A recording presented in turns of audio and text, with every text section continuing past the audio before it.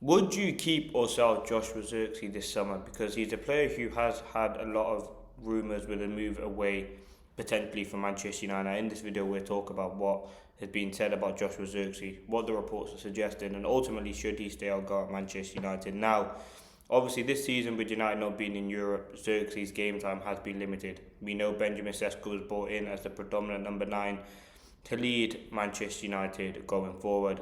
And then in the big games, it was more Mbermo, potentially Cunha playing in that position. Now, what I would say about Zirkzee is he's a very, very good player. He's still got a few years left on his deal, only signing 2 seasons ago. He was signed in the same window as Yoro, Ugarte, Mazraoui and De Ligt. I think when he came in, that first season was pretty strong under Amorim. I remember he had big games in Europe. When he played for United, we didn't really find the best position for him. Was it him being a straight number 9 or him playing off the forward line? We didn't really get the best position for him. But then he finally found his place in that United team, and he was the player who was playing more than Højlund, and he was the better player out of the two. And he's someone who ultimately Højlund looks like he's leaving, and Zirkzee's still at the club. I think what I would say about Zirkzee next season, hopefully United are going to be in the Champions League. And is Zirkzee a good enough player to play in the Champions League? I think he is, but I do think Manchester United will sell him. I think he's good footballer, and we know that on the ball he's very, very good. Defensive work rate's very, very good. But in terms of taking Manchester United, ultimately challenging for Premier Leagues, Champions League, that's where United want to be at. I think that's where you have to look at kind of cutting ties with Joshua Zirkzee. I think he's got a lot of good traits about him. As I said, 1v1, he's very, very good. Technically, he's very good. But you look at the recruitment signing, it was a bit of a weird signing to make because he wasn't, like, he was playing number 9 for Bologna, but he wasn't really a number 9 playing for them. He was playing off the striker, drifting out to the left. But if you watch some of his games or you watched his highlights for Bologna, he was actually very, very good. He was someone who can score with his left foot, score with his right foot. And he has had moments in a United shirt. I remember big games last season, he was very good. Even at moments this season, the goal he scored against Palace being probably the biggest one. The only real opportunity he's had. But I think if we're looking at clear outs, is he going to be someone that United look to sell this summer? There's reasons why, and there's reasons not reasons why. Again, we're going to be in the Champions League. We probably do need better quality.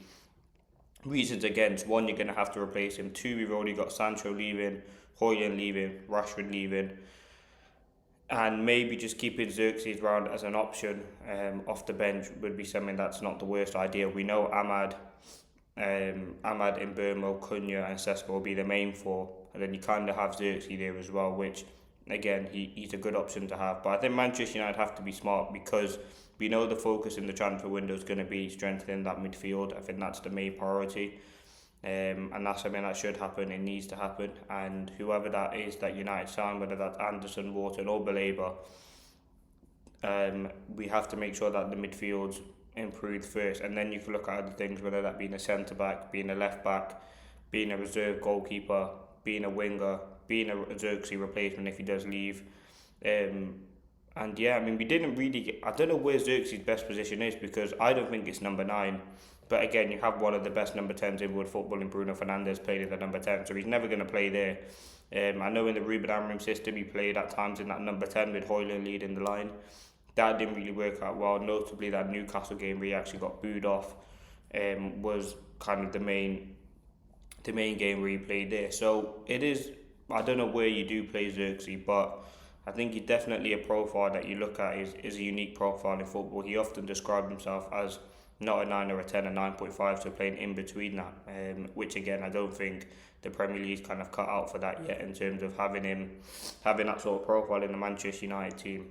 But if Zirkzee does leave, replacements, United are not going to spend 70, 80 million going to get a Morgan Rogers or something like that. It'd probably be someone after similar fee, 30 to 35 million, who you can bring in, potentially do a job as a number 9.